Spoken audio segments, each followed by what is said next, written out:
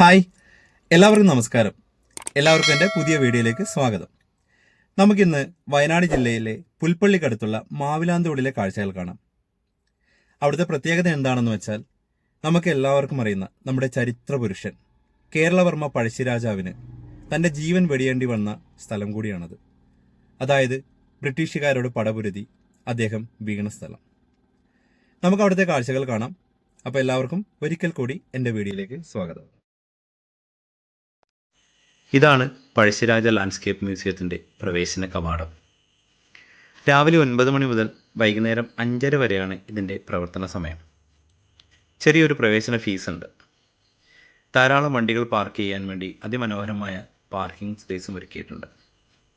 ഇതുപോലുള്ള ഒരുപാട് പൂത്തൊളിഞ്ഞു നിൽക്കുന്ന ചെടികൾ ഇവിടെ മുൻപുണ്ടായിരുന്നു. പക്ഷേ അവയിൽ പലതും ഇപ്പോൾ നമ്മൾക്ക് കാണാൻ പറ്റുന്നില്ല. കാരണം ഇത് കുറേ നാളായിട്ട് അടഞ്ഞുകിടക്കുകയായിരുന്നു. വയനാട്ടിലെ പല ടൂറിസ്റ്റ് പ്ലേസുകളും കുറച്ചു കാലമായിട്ട് അടച്ചിട്ടിരിക്കുകയായിരുന്നു. അടിക്കടി ഉണ്ടായ വന്യമൃഗ ശല്യവും പ്രകൃതി ദുരന്തങ്ങളും വയനാട് ജില്ലയിലെ ടൂറിസം മേഖലയെ സാരമായി ബാധിച്ചിട്ടുണ്ട്. അതൊക്കെ അതിജീവിച്ച് വീണ്ടും പഴയതിനേക്കാൾ പ്രൗഢിയായിട്ട് വയനാട് തിരിച്ചു വരുന്ന ഉറച്ച വിശ്വാസമുള്ള ഒരാളാണ് ഞാൻ. ഇത് കുറേ നാൾ അടച്ചിട്ടിരിക്കുന്ന കാരണം കൊണ്ട് അവിടെ ഇപ്പോൾ അതിൻ്റെ പഴയ പ്രൗഢിയിലേക്ക് കൊണ്ടുവരാനുള്ള പ്രവൃത്തികൾ നടന്നുകൊണ്ടിരിക്കുകയാണ്. ഞങ്ങളന്ന് അവിടെ പോയപ്പോഴും ഇവിടുത്തെ സ്റ്റാഫുകൾ അതിനുവേണ്ടിയുള്ള അശ്രാന്ത പരിശ്രമത്തിലായിരുന്നു. ധാരാളം ചെടികൾ അവർ പുതിയതായി വെച്ച് പിടിപ്പിച്ചുകൊണ്ടിരിക്കുകയായിരുന്നു. മുൻപ് ഈ കാണുന്ന സ്ഥലത്തൊക്കെ ധാരാളം പൂത്തെറിഞ്ഞ് നിൽക്കുന്ന പലതരത്തിലുള്ള ചെടികൾ നമുക്ക് കാണാമായിരുന്നു.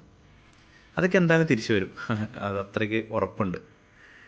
നമുക്ക് ഇങ്ങനെ ഈ പോകുന്ന വഴിയിലൊക്കെ വലതുവശത്തായി കുട്ടികൾക്ക് വേണ്ടിയുള്ള ചെറിയൊരു പാർക്കും കാര്യങ്ങളൊക്കെ കാണാം. അപ്പോൾ അതിൻ്റെയൊക്കെ പല പെയിൻറ്റിങ്ങും കാര്യങ്ങളൊക്കെ പോയിട്ടുണ്ട്. പക്ഷേ അതൊക്കെ അവർ റെഡിയാക്കി എടുക്കുന്നതാണ് അറിയാൻ സാധിച്ചത്. എന്നാലും അതൊക്കെ ഇപ്പോഴും വർക്കിംഗ് ആണ്. കുറച്ച് പ്രശ്നങ്ങളുണ്ടെന്നേ ഉള്ളൂ. ഈ പുൽത്തടിക്ക് ചുറ്റുമായിട്ട് ധാരാളം ചെടികൾ ഇനി വെച്ച് പിടിപ്പിക്കുന്നതായിരിക്കും. നമ്മളവിടുന്ന് മുകളിൽ നിന്ന് കുറേ താഴോട്ട് ഇങ്ങനെ ഇറങ്ങി വരാനുണ്ട്. അങ്ങനെ അവിടെ വരുന്ന വഴിക്കാണെങ്കിൽ നമുക്ക് ഈ ലാൻഡ്സ്കേപ്പ് മ്യൂസിയം കാണാൻ സാധിക്കുക.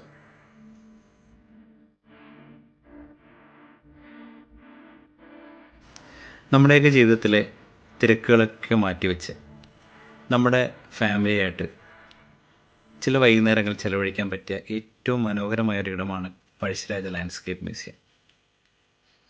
ഒന്ന് മൊബൈൽ ഫോണൊക്കെ ഒന്ന് ഓഫാക്കി വെച്ച് നമ്മുടെ അച്ഛനമ്മമാരുടെ കൂടെ അല്ല നമ്മുടെ മക്കളോട് കൂടി കുറച്ച് നേരം ഇവിടെ വന്ന് ചിലവഴിച്ച് നോക്ക്. അത് വല്ലാത്തൊരു ലൈഫിലെ ഏറ്റവും നല്ലൊരു മുഹൂർത്തങ്ങളിലൊന്നായിരിക്കും അത്. കാരണം ഇത് നമ്മുടെ നഗരത്തിരക്കുകളിൽ നിന്നെല്ലാം ഒഴിഞ്ഞിട്ട് വനത്തോട് ചേർന്ന് കിടക്കുന്ന അതിമനോഹരമായ സ്ഥലമാണ്. കാരണം ഇതിൻ്റെ ചുറ്റും വനമാണ്, വന്യമൃഗങ്ങളൊക്കെ ഇറങ്ങുന്ന നല്ല കാടാണ്.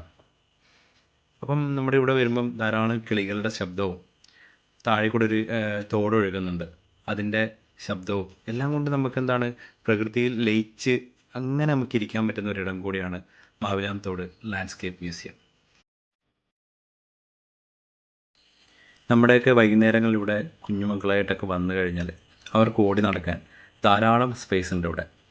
കുഞ്ഞുമക്കളെപ്പോലെ തന്നെ മുതിർന്നവരായ നമ്മൾക്കും എൻജോയ് ചെയ്യാൻ വേണ്ടിയിട്ട് മുതിർന്നവർ ഉപയോഗിക്കുന്ന ഊഞ്ഞാലുകളും ഉണ്ട് ഇവിടെ. ഈ കാണുന്നതൊക്കെ മുതിർന്നവർക്കുള്ള ഊഞ്ഞാലാണ്. ഉണ്ണിക്കുട്ടനാണ് ഇപ്പോൾ ആടിക്കൊണ്ടിരിക്കുന്നത്. അപ്പോൾ നമ്മളങ്ങനെ നമ്മുടെ പഴയ ബാല്യകാലത്തിലേക്കൊക്കെ കൊണ്ടുപോകുന്നൊരു ഓർമ്മകൾ നമുക്ക് അവിടെ നിന്ന് കിട്ടും. ഇതാണ് മാവിലാന്തോടിൻ്റെ മുഖ്യ ആകർഷണമായ ലാൻഡ്സ്കേപ്പ് മ്യൂസിയം. പഴശ്ശിരാജാവ് ബ്രിട്ടീഷുകാരുമായി നടത്തിയ പല ചർച്ചകളുടെയും പല പോരാട്ടങ്ങളുടെയും ഏടുകൾ കോർത്തിണക്കിക്കൊണ്ടാണ് ഈ ലാൻഡ്സ്കേപ്പ് മ്യൂസിയം നിർമ്മിച്ചിരിക്കുന്നത്. സിമൻറ്റ് കൊണ്ടും പലതരം വർണ്ണങ്ങൾ കൊണ്ടുമാണ് ഇത് നിർമ്മിച്ചിരിക്കുന്നത്.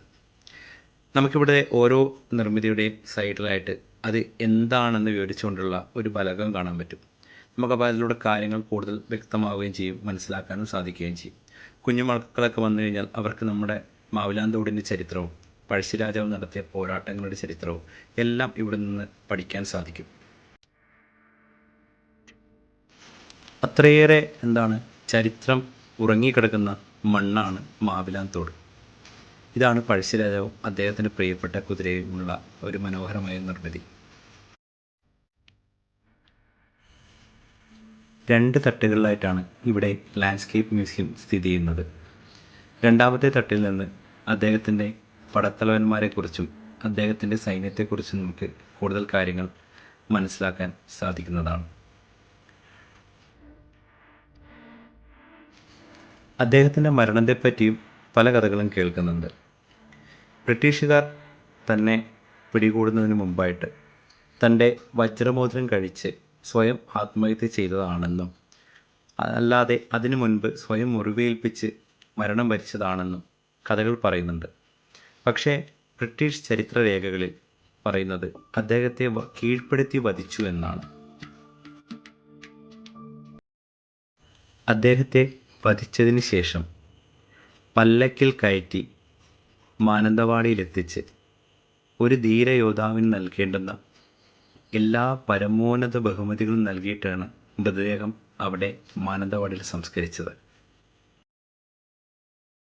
അതിൽ നിന്ന് തന്നെ നമുക്ക് മനസ്സിലാക്കാം പഴശ്ശിരാജാവ് എന്ന ധീരനായ പോരാളിയെക്കുറിച്ച്.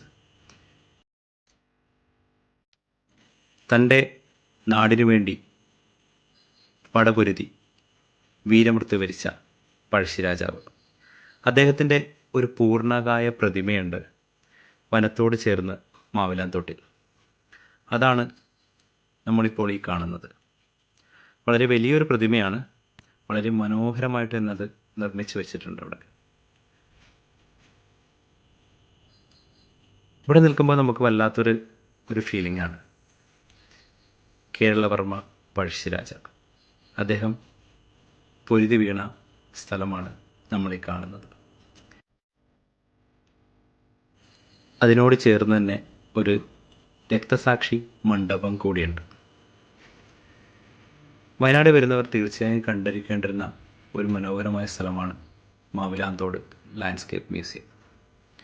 പുൽപ്പള്ളിയിൽ നിന്നും വെറും ഒരു 7.3 കിലോമീറ്റർ മാത്രമേ ഉള്ളൂ.